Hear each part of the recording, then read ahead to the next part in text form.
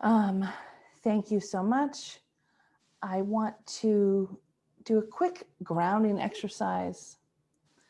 And grounding can look like many, many things, but the purpose of this moment together to start us out is to connect to our bodies, to the space that we're in, to each other. This is important for us as Healing Solidarity because we know that oppressive systems seek to disconnect us from our intuition and our deepest knowing. So part of the healing work we do together is just to reconnect that. And our bodies and our breath is one way to do that, but there's many. So today I'm just going to ask you, wherever you're sitting or standing or wherever your being is, to feel comfortable, to leave your screens off for a moment even, to close your eyes, to notice your breath, and to receive a poem that I have had on my desk for many years, since I was a wee aid worker. Is a poem it's very treasured by me, and it's by Akwazi Aidu, former executive director of Trust Africa, and it's called Query. We are a developing country, you say, that we need time to mature, unity to develop, discipline to compete.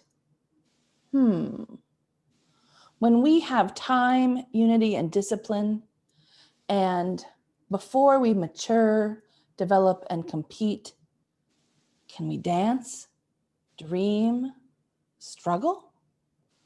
Can we resist your folly with justice? So welcome all. Really glad to have you here. And now I'm going to pass off to my colleague and friend Joanne to do a quick round of introductions with us all. Thank you everybody for taking the time to join us today. We're really glad to have you here. And just to get us started, I'd like to ask each one of you to introduce yourselves by telling us who you are, where you are in the world, and why you're here today. And on my screen, I can see Putul first. Putul, could you please unmute and just go ahead and introduce yourself?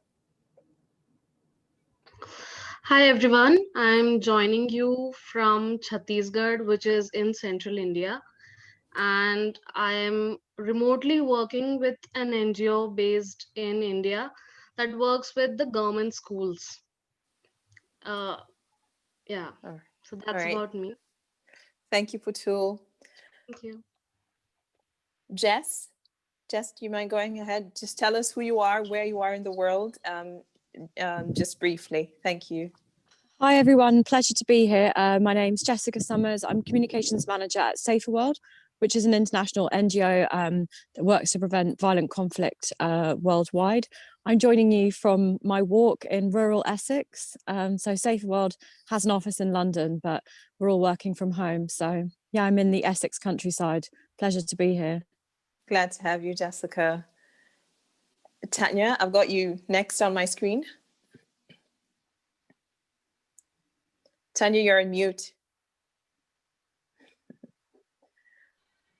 Hi, sorry about that. Thank you. I'm also on my walk this morning in Toronto, and we have our last day of warmth before we're just plunging into a never-ending winter. So I'm getting out as much as possible. I run a nonprofit foundation giving grants in Eastern Africa to grassroots organizations. And so I'm here, I work as the only North American employee. So I'm here to connect with other people around the world.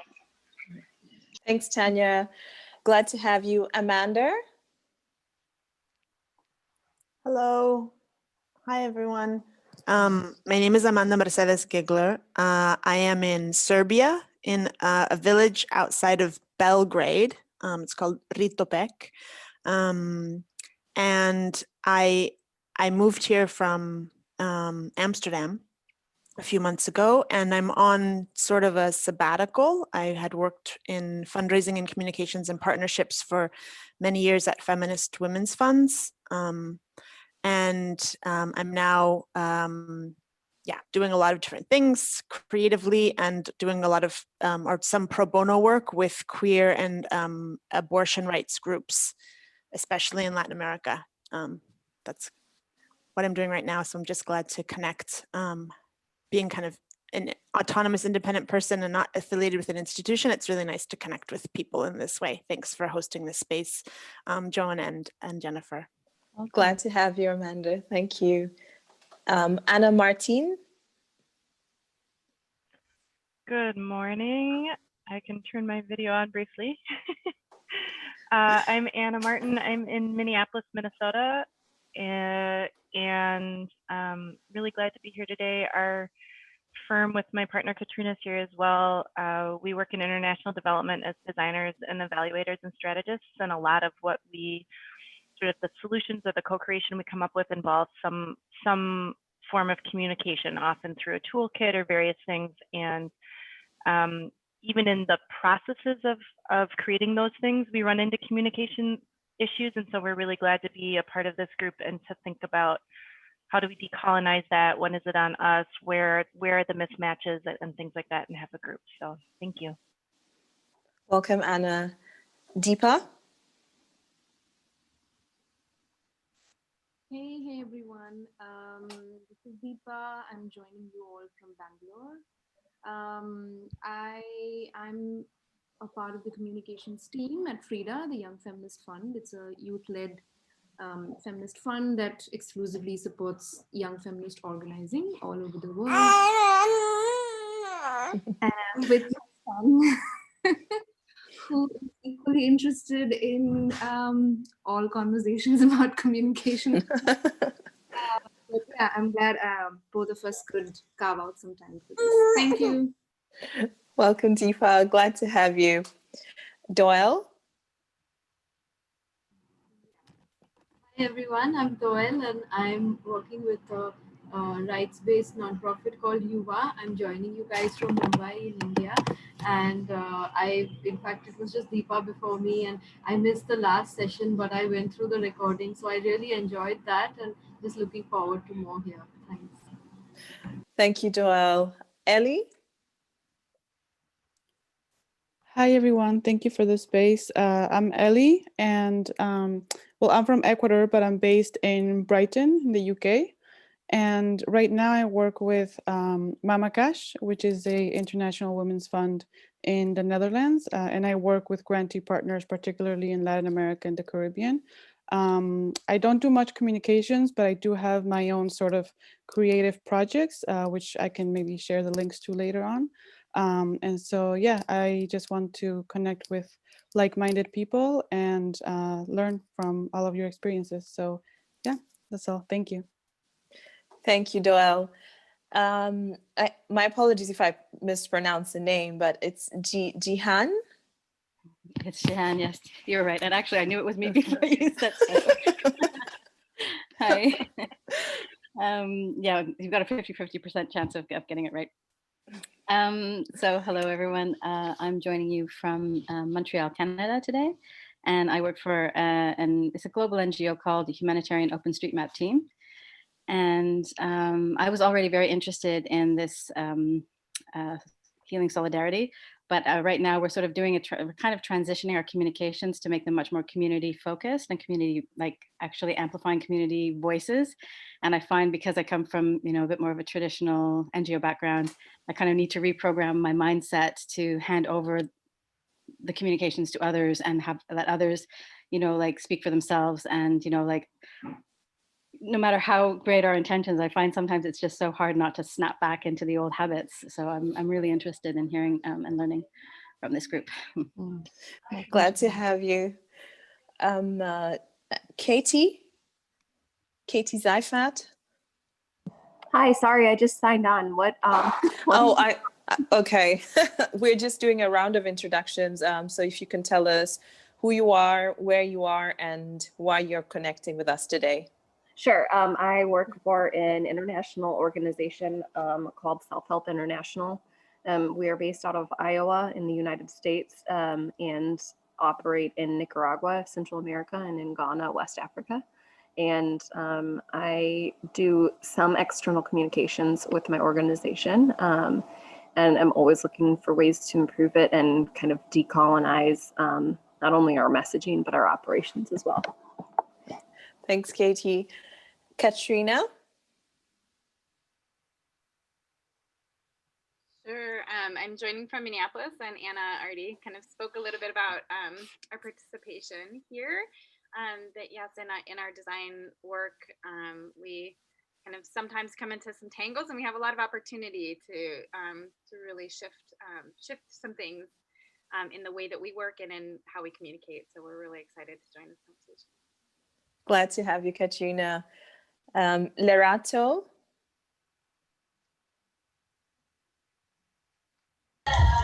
Hi everyone, my name is Lerato Moky. Please excuse the background music. I haven't had power in my house for a long time, and this is where I can be connected from the internet cafe. I'm joining this session as a content and comms lead for African No Filters, and really interested in hearing more about narrative and about everyone's perspective. All right. Thanks, Lerato. Mihika? Hi, my name is Mihika. I am based in Brooklyn, New York. I work for the Estrella Foundation. We are a foundation that gives grants to LGBTQI organizations around the world, primarily grassroots organizations. I'm the communications officer there, and a lot of our communications is really focused on and sort of based in uplifting our grantees' voices, experiences, and stories. And so, yeah, it's just really great to be able to connect with other folks, you know, around the world. So glad to be here. Thanks for hosting this space. Welcome, Mihika. Nina Ford. Hi, everybody. It's great to be here. I'm Nina Ford. I'm joining from my home in Washington, D.C., and I work in communications at Global Fund for Children. So it's an organization that works with community-based organizations around the world who are supporting children and youth. And so just really excited to be here and connect with all of you and talk about communications and hopefully learn a lot. Thanks. Glad to have you, Nina. And Zabine?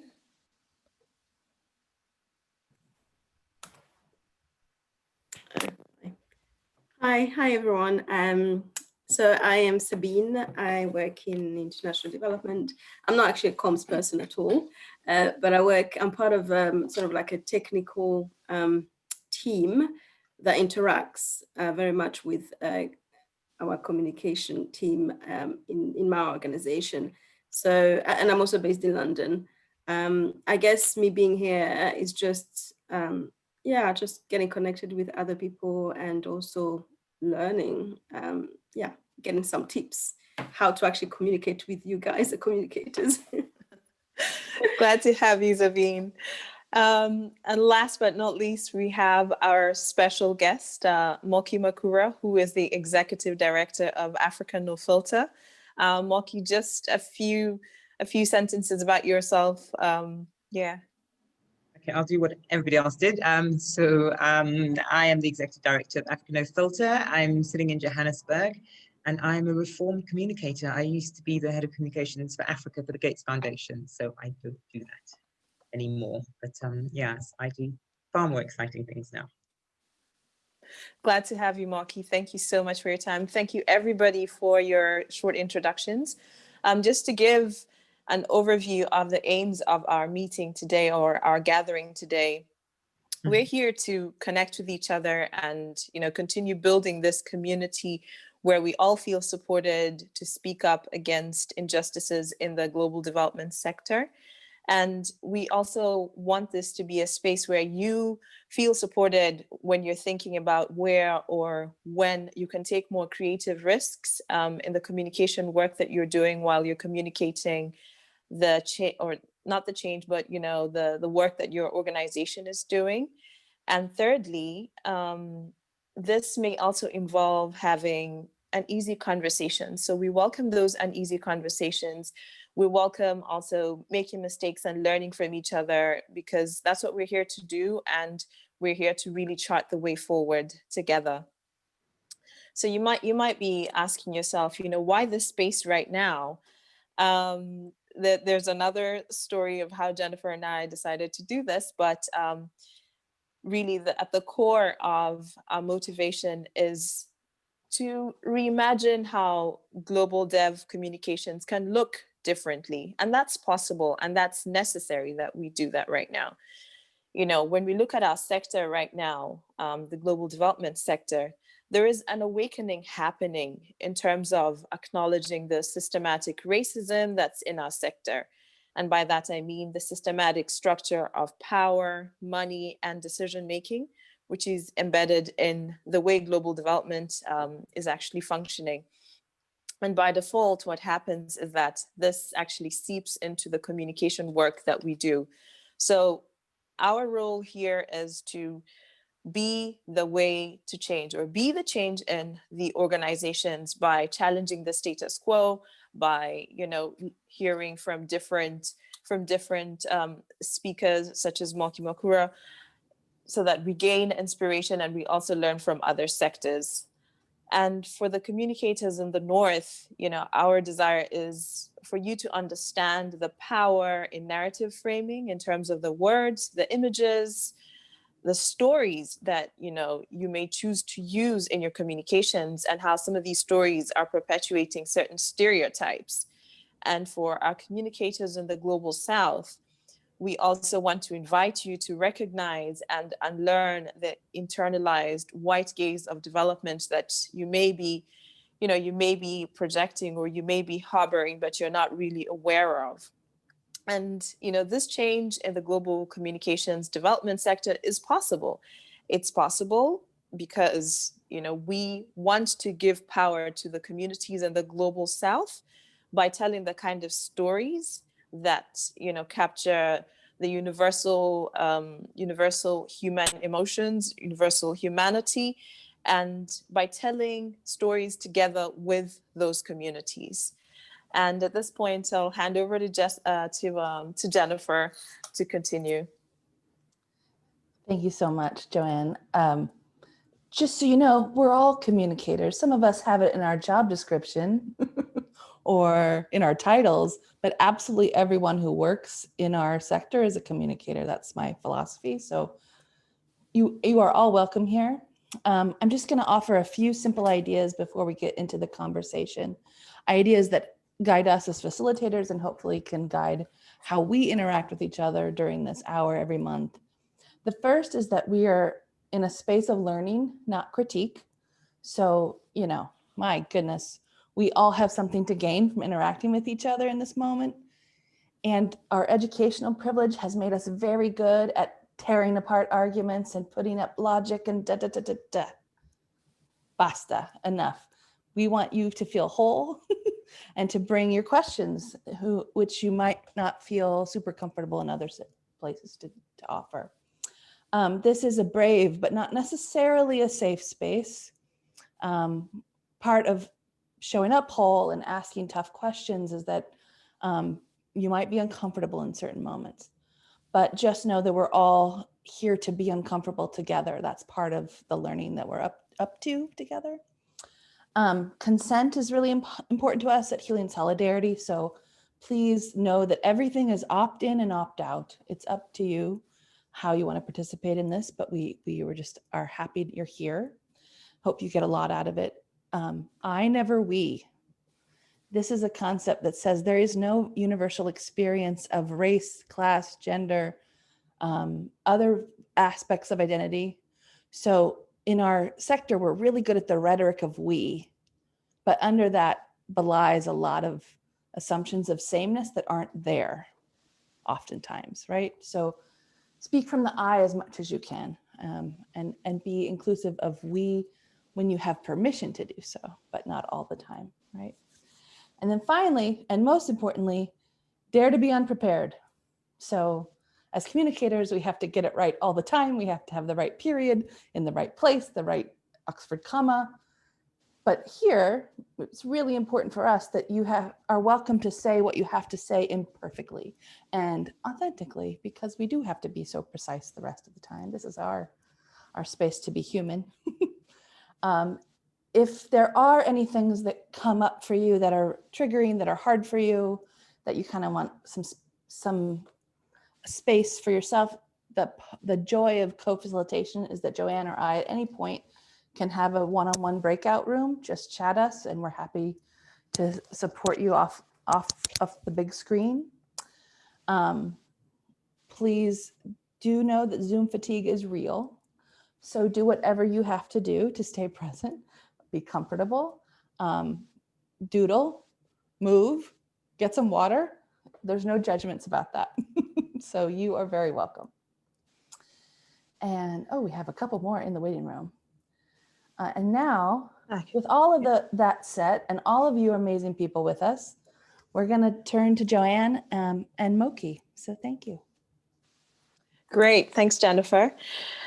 Africa No Filter is a funder collaborative which amplifies Pan-African voices and challenges the stereotypical narratives about and within the continent.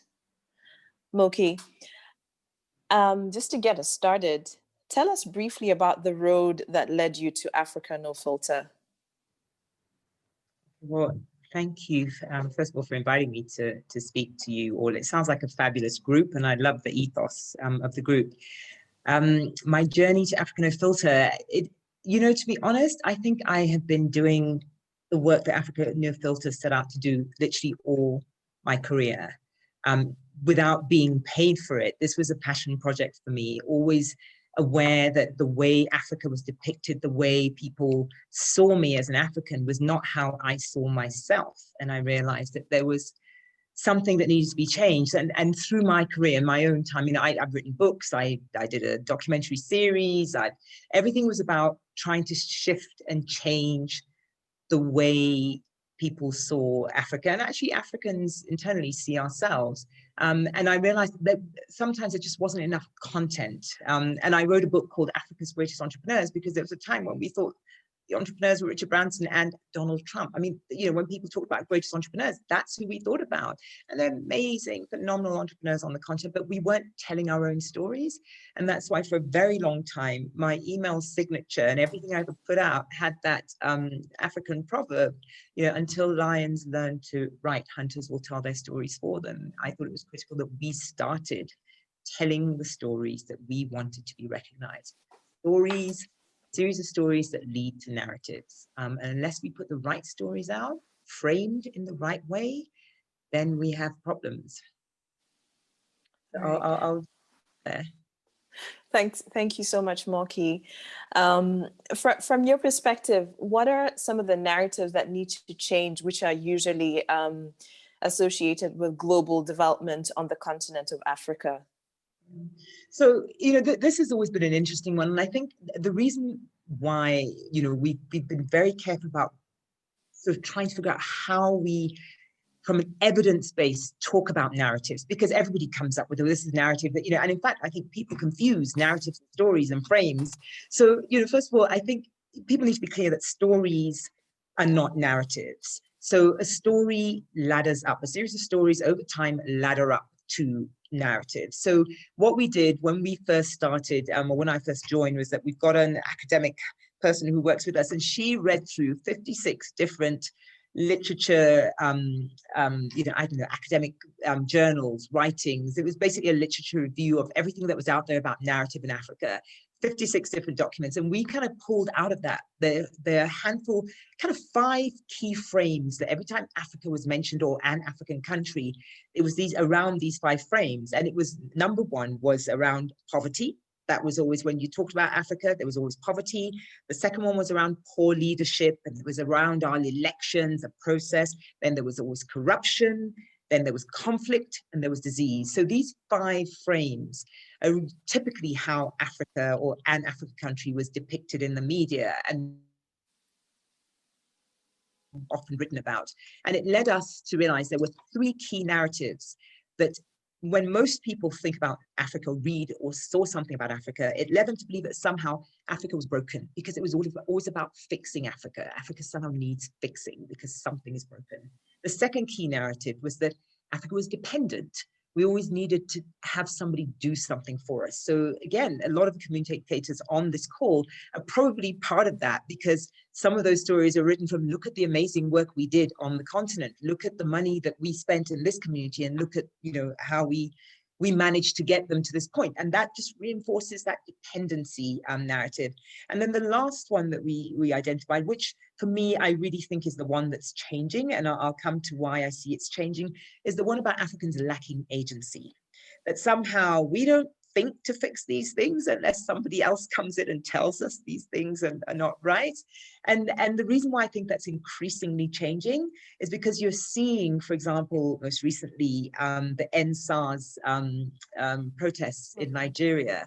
And some of the Black Lives Matter protests that we were seeing in places like South Africa, the gender-based violence protests, again in South Africa, something similar in Namibia, there's stuff going on in the DRC around, you know, mining and you know, there's just a lot going on, and a lot of it's being driven digitally, and a lot of that is being driven by youth.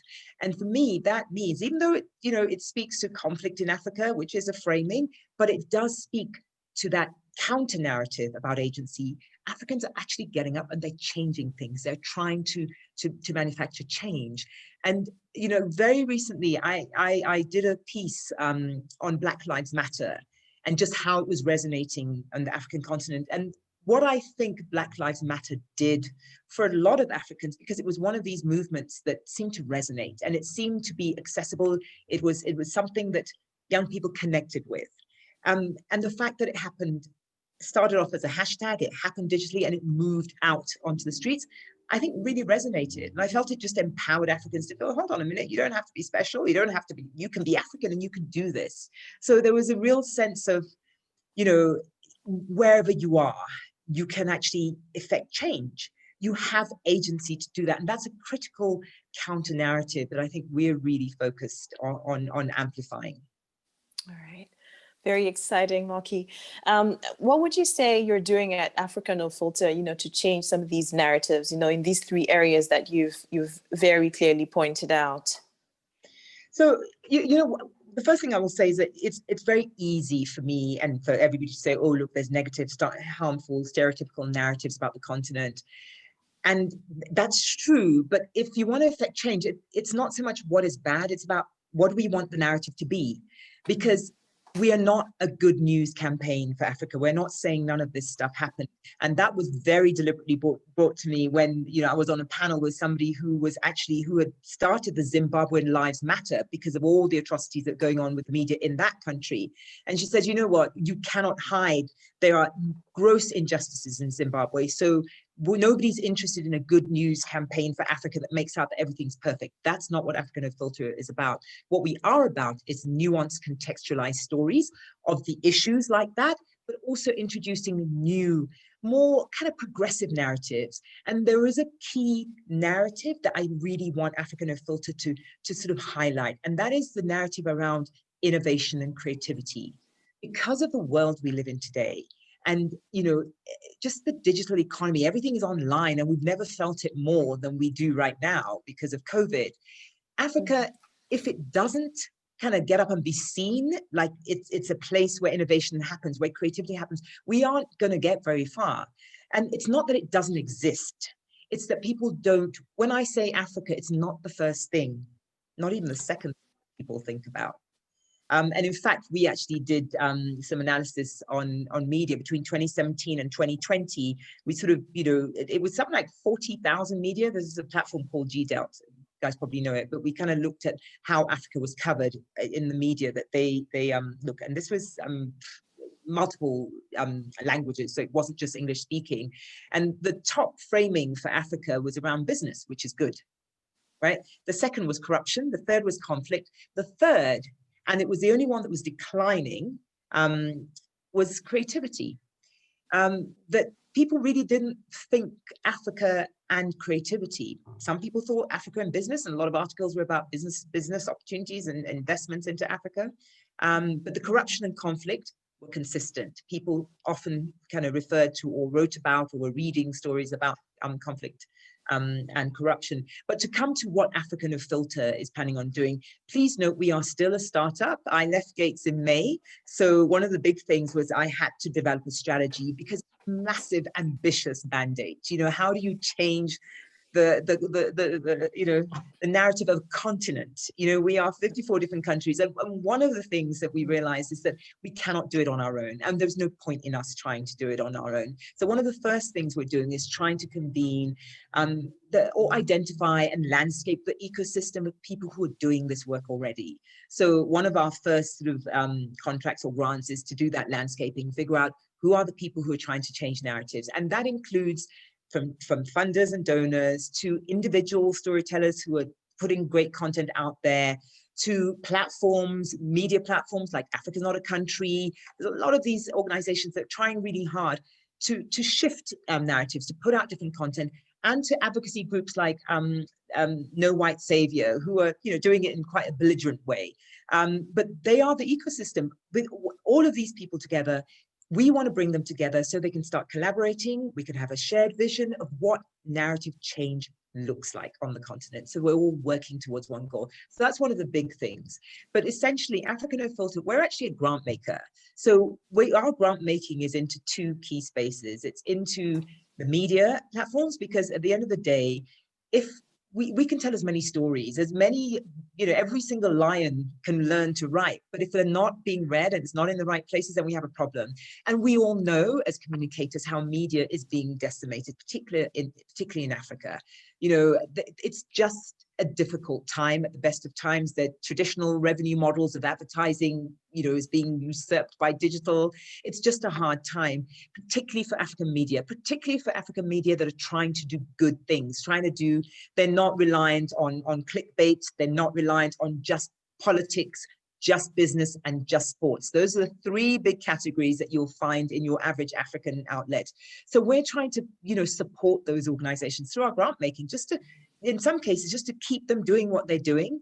And in other cases, to help them generate content that shifts the narratives and actually gets people to thinking about the continent in ways of innovation and creativity, and spaces where we think people don't really think about the continent and countries that way. And there's a couple of ideas we have under there, and well, I won't talk about that now, but the other thing we do, like I said, is storytellers, so culture creators, people who are writing, people who are singing, fashion designers, photographers. So we're funding them, and we're doing everything from a $500 fund grant to $50,000.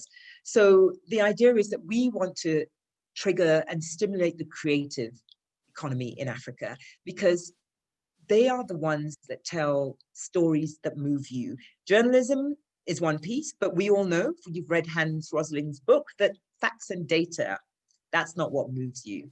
That really isn't. So we want the feature stories, but at the same time, we want the creative interpretations of creativity and innovation, and just ways of telling us what's going on in the continent in a more compelling way. So our grant making goes into arts and culture sector as well.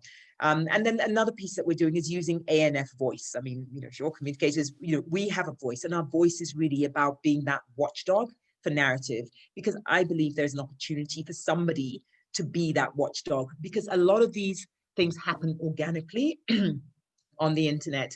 So, for example, when, a little while ago, at the beginning of COVID, when these two French doctors were talking about vaccine trials on the continent and didn't think they needed to ask anybody, Twitter naturally came and took them down. It was like, no way, you're not coming to the continent just giving us vaccines. So we want to be the instigator of that. Sorry, no problem. Yeah, anyway, so that was the other piece, disruption, just using our voice and writing pieces. And we've been doing a lot of pieces about narrative, the importance of it. And the last thing I will say is sometimes the way to get people to rethink things is just show it to them.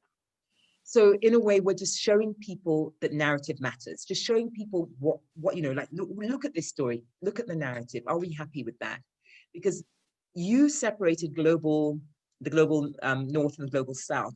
And, Africans are as guilty of this negative narrative as anybody else, because a lot of the time we are the ones writing about Africa. We're the ones showing, our dirty washing in a way. And my thing is, and African No Filter's thing is that you can tell these stories, but be careful how you frame them. You can tell a story of a family who is not doing well and maybe we want to help them, but you don't have to tell it from the lens of poverty or disease, which is where we start up telling the story. And actually today, somebody just said to me, we need to not come in looking for what's wrong. We need to look for what's right. And as communicators, I think we come in looking for what's wrong. We want to fix it because that's how we show impact and that's how we show that we've been doing well. So I'll stop there while I drink some water. Thanks so much, Moky. As you were just mentioning those last points, I was thinking, those are some of the ways that global development communicators can get involved also in helping what African No Filter is actually working towards. As a wrap up, what exactly are you up to right now? What are some of the questions that you're grappling with? Well, I'll tell you one of the questions I was grappling with today is, it's this thing about, we're shifting narratives and we've sort of focused quite a lot on the negative, harmful ones because we thought it was important to understand that. But I think as a community of narrative change makers, we have to start understanding what do we want the narrative to be? We need to redefine that narrative. What do we all collectively agree? African No Filter would love to kind of focus and have people, when you think about Africa, when you think about Nigeria or Gambia or Sudan, you think about innovation. You think about creativity and innovation because that's where we would like it to be. So that's one of the things I'm grappling with. And I'll tell you another quick thing that we're grappling with. It's an idea, so I'd love feedback on it. We're currently doing some research because research underpins a lot of what we do. And it's really to figure out how African newsrooms cover other African countries. Because a lot of African news media outlets, they don't have the funding to literally cover their own countries. If the story is outside of Nairobi, they struggle. If it's outside of Lagos or Abuja, the big centers, they struggle to cover some of the, the other parts of the country, let alone how do they cover the rest of the continent. So we are actually in the process of doing a series of focus groups, and we're doing some qualitative and quantitative research with editors and publishing houses to figure out how they do this. We know that they are probably getting the stories from Reuters where they can afford to subscribe, or they're simply just not doing it. They're simply just not doing it. And that is part of the problem, that Africans don't really know each other. As a Zambian or a Nigerian, you know more about America and Trump. You know about, in fact, during the American elections, there was the Ivorian elections going on. And I was sitting in South Africa watching South African news, and they very rarely mentioned an Ivorian election. And you could argue, well, probably no impact, Ivory Coast, South Africa. But the point is that we are all lumped together as Africans. So one of the projects we're looking to do is set up the equivalent of a Reuters, but for soft news, not hard news, because there is plenty of hard news covering, the elections and the conflicts and the corruption stories. We're looking at the soft stories, the stories of creativity, the stories of individual profiles, of organizations doing really well, of families innovating, of, just that soft news side that often doesn't get covered. And when it does get covered, to be honest, it's actually the BBC. The BBC are really good at pulling out these stories sometimes, but it's sometimes the way they cover the story. So they'll find a little boy in a little village and he's, come up with this amazing toy. But the way they tell that, that's a story of innovation. But because they place it and center poverty around it, it becomes a story of poverty innovation. If you took this guy, you set him in the middle of Times Square, that innovation would still mean something, but they never do. And sometimes it's about the story, not the location. So, the work that we're doing now and this big project we're doing is to try and set up this as a pilot, and it's a, not for profit. So we're not asking, news outlets to pay for the stories. We want to see whether or not, if they have these like stories of creativity and innovation, all these amazing things that happen on the continent, do they use them? Do the readers want to know? Does a Zambian want to know what's happening in Kenya? Does a Kenyan want to know what's happening in Nigeria? And from there, we'll know actually that, because we know that part of the problem is that Africans don't know each other. So there isn't this single monolithic Africa, which is the biggest narrative problem we have. If you have Ebola in DRC, oh my God, I can't come to the continent, It works on the negative side, but it doesn't work on the flip side. So people will only go to Cape Town because they love Cape Town, because somehow it's not in Africa, and they'll go and see wildlife in Kenya, but it's they'll do that, but that's Kenya, it's not Africa. So yeah, there's a lot of projects we're working on, but that's probably the one that I think as a challenge, I think it could be a bit of a game changer if it works, if the pilot works and we're beginning to see nuanced stories being picked up by African outlets, plus also international outlets. No reason why BBC shouldn't be picking up stories from this news agency. So yeah, so that's our big one. Yeah, and it's exciting. Definitely. I mean, really powerful insights and very exciting projects also on the horizon. Jennifer, I'm going to hand over to you now for the breakout sessions. Yeah, thank you all. Well, we had meant to do breakouts. However, Marianne has left and she's our host. So we're going to just have a big open group for some Q&A for Moky. And thank you, Moky, once again for being here, for offering up just the today of your work is so exciting. So thanks for just sharing that with us. So I'm just going to open it up and ask people, what questions or reflections do you have after hearing about Moky's work? And how would you like to apply some of these insights to the challenges or changes that you're up to, right? So bringing in your own experience, but also open to anything, follow-up questions you might have. So I'll just open it up for conversation. What resonated? And if there are no questions, I have a question for the audience. Oh, wonderful. Thanks, Moky. I would love to hear, just anybody who's got a thought about when somebody says Africa or, pick a country, I don't know, Ghana, Kenya, what is the first thing you actually think about with the work that you do, the lens of the work that you do? Caitlin. Was I just called on? Yes, I did. You got your video on. I do have my video on. It's dangerous. So I work for Humentum, and we provide trainings and resources and things like that to our clients and members across the world. And we have a strong learning and development practice.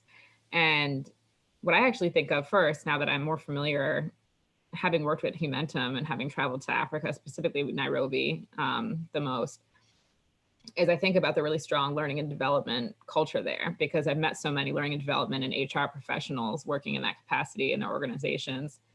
And we've had some really great kind of innovative conferences, virtual and in person before COVID, with those types of professionals in Nairobi. So it just seems like a really strong community of learning and development professionals there. That's certainly not what have come to mind first necessarily a couple of years ago for me, but what would have come to mind a couple of years ago?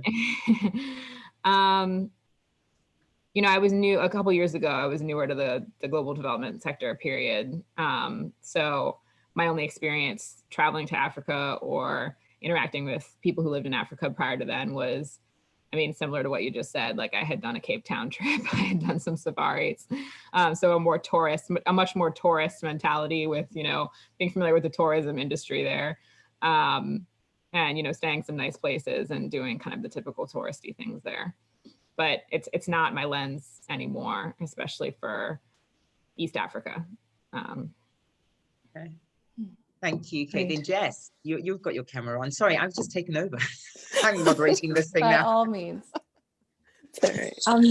No problem. Just, thanks for everything you were saying. And I'm going to look you up now, because it was like music to my ears. I just get so angry and frustrated when I just see some of the coverage or the way people talk about Africa as this monolith, and it's just the most anger-inducing, frustrating thing. I feel like really lucky in my sort of career, kind of by accident, been able to work quite a lot in Kenya, Ethiopia, South Sudan, Somalia, so all the rest of it. And I think what comes to mind, like when you're talking about some of those countries, is just like, I don't know, fun, art, activism, young people, ideas, feminism. Those are the things that come to like my mind. So it's just really frustrating when you see these narratives or certain types of stories, and and I'm thinking about how I'm complicit in it or you know, people that work in communications and in international development, how we replicate those really problematic narratives. And even when we're trying to do a good job, how we're still using that lens, how we're still like almost like translating people's like lives and issues for like this imagined, you know, sort of white westernized audience, and how problematic that is. So I think, you know, I'm really grateful for Healing Solidarity and like what's happening at the moment to really question that and interrogate how it can, you know, continue to do better. But yeah, just to say, it's just something, it's just the amount of times where you might pull up the story or something and it just angers me so much. So yeah, can only imagine how frustrated you must be. Thanks, Jess. I'll hand it back to the actual moderator now. Thanks. Well, I Thanks. mean, these are great responses because it actually shows an arc that's available to people when they bring the white gaze, right? So there is potential to complicate the narratives. And that's what's so exciting about what we can do in our do-gooder work. I think the imposition of help is a problem, and it is the thing that can differentiate whether we are able to meet the narrative where it is and offer another way, counter narratives, right? Absolutely. So yeah, thank you so much. I see Jahan, you put your camera on. Do you have a question or? I do actually. So I'm sort of, I'm writing, so I'm working for this organization called Humanitarian OpenStreetMap Team, and it's a humanitarian organization that uses OpenStreetMap to help aid workers to get to places that are not on the map. So we actually work with OpenStreetMap communities all over the world, and they're not necessarily, they're affiliated with us, but they're independent. But we want to, they're doing amazing things. And what we want to do is be able to tell their, like not tell their stories, but have them tell their stories. And what I'm struggling with now, because I'm fairly new to the organization, and we're doing this whole switch over.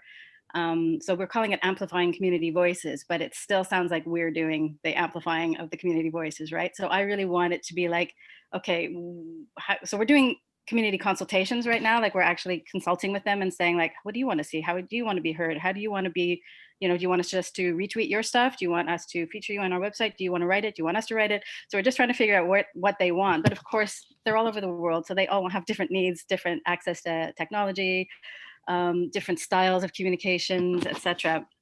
So my question is, does anyone have any experience organizing such a disparate group of people with different needs and different voices? And maybe some people only want to communicate like once a year. Some might want to do it every week. I don't know how to funnel all of this and then be able to push it out in such a way where I'm helping them, I'm facilitating it, but I'm not doing it myself. Sort of standing back and letting them do it, but how to coordinate that? It's become a bit unwieldy. Mm-hmm. Yeah, and Mahika, I saw your camera come on, so I was hoping you would have a little insight for us. Yeah, I can respond a little. I mean, I think in short, there's not really an easy answer, at least at Estrella. And, you know, something, I think the reality is, in order to really facilitate that kind of storytelling, it just takes a really long time.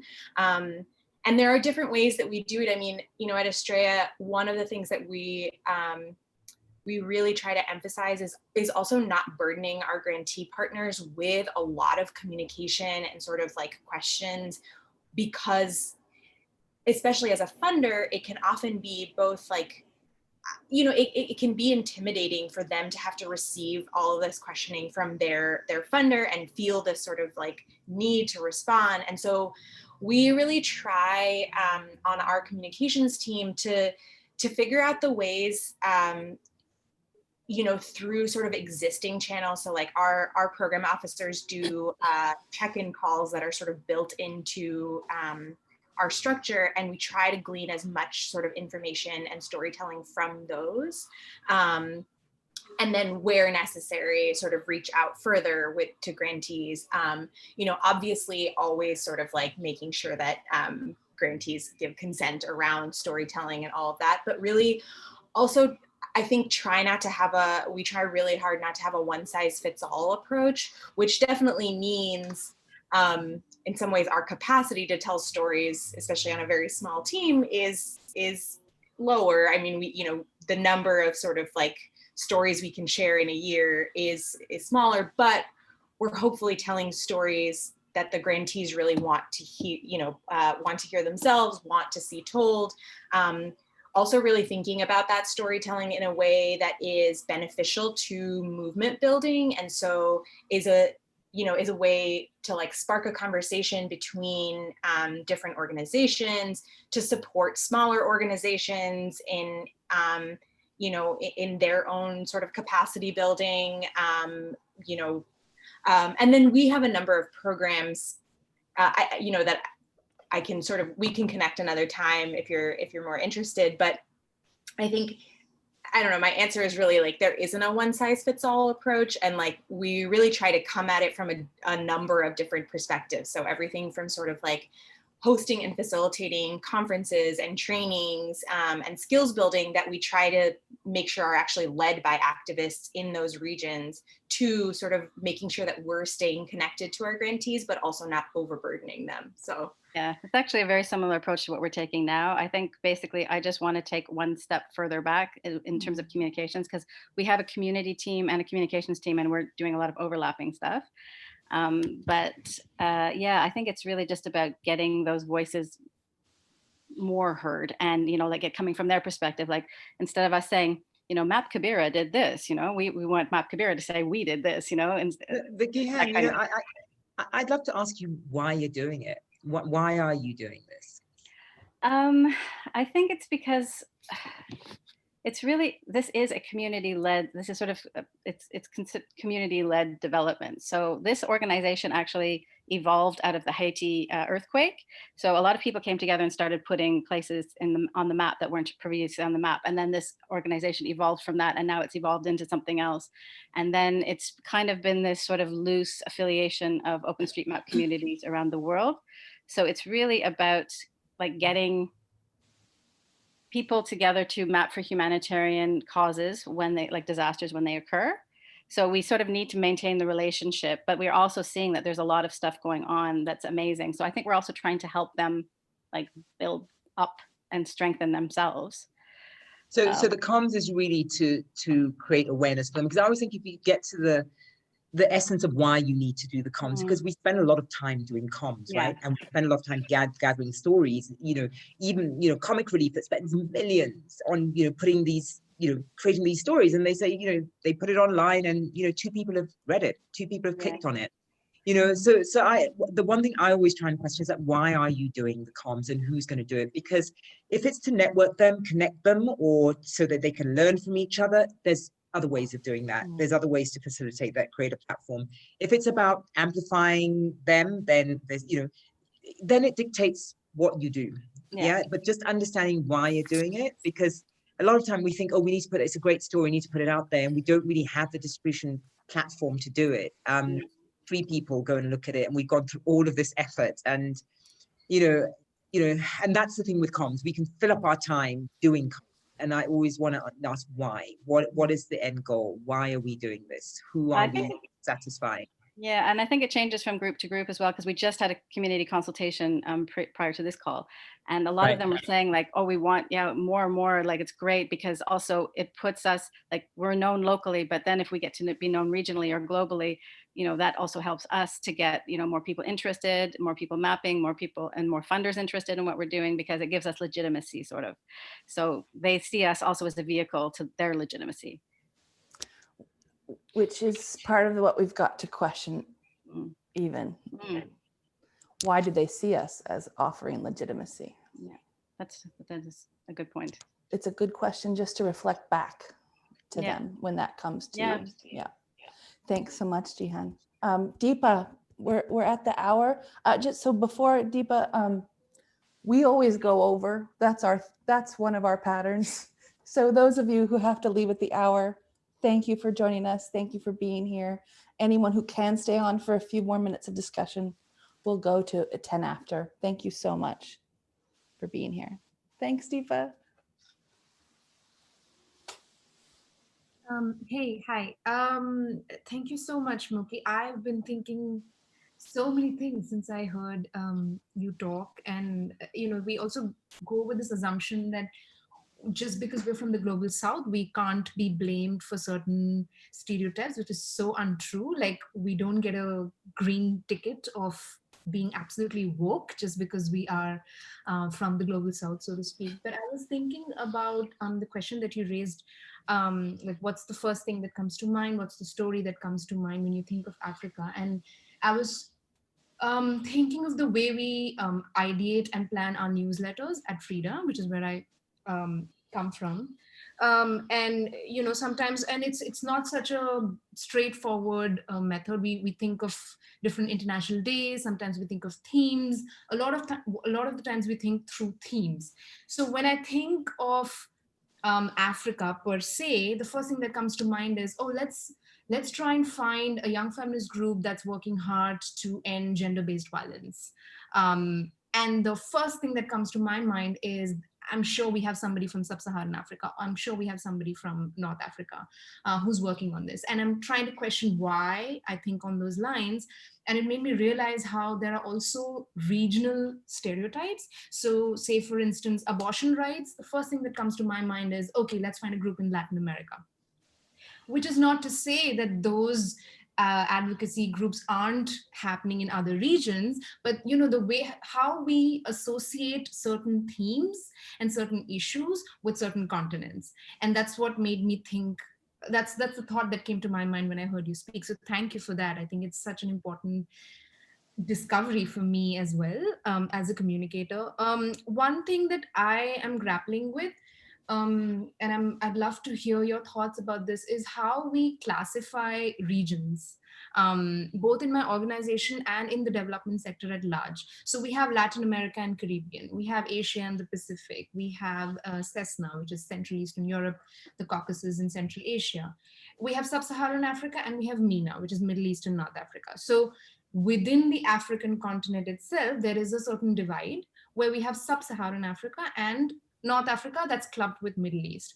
Now, I'd love to hear your thoughts about this kind of classification, how useful or not it is, what kind of stereotypes it breaks or doesn't in the process, because we've also questioned these regional classification, thinking, well, why do we do it? There's also a lot of theory about whether it should be MENA or it should be named, like Middle East and North Africa, or North Africa and Middle East, and how that also matters, what comes first. So I don't have answers, but I just have like these thoughts about what gets perpetuated when we do these kind of classifications, and how relevant, how useful. Sorry, I've been all over the place. Thank you. So can I just ask a quick question to, when you are talking about the classification and how you would classify, Africa, what's it for? Is it for internal use? Is it for, I mean, why does it matter to you how you classify? Yeah. So the way grants work at Frida is through regional classification, A. B, that helps us as a communications team to kind of keep a tab on which are the countries and the regions that we've been highlighting.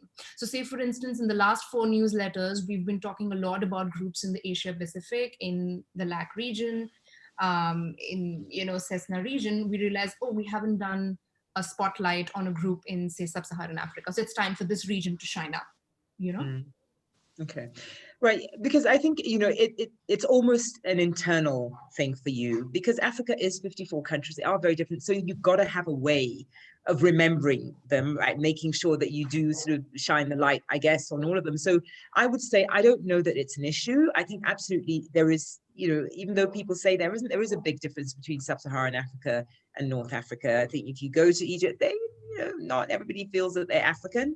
And countries like Mauritius doesn't really think it's African, to be quite honest. It just happens to be there. But I think it's a good way, because one way of doing it is also by language, because I think Francophone Africa, which cuts into Central and West Africa, is a region heavily influenced by France, right? So they're different. It depends. And also just from a logistic, if you're going to do a story on there, you probably have to, maybe get somebody to translate it or whatever. So there's a language issue. There's the two countries. So I always think about East, West, North-ish, Central and South, because that whole Central Africa often gets forgotten as well.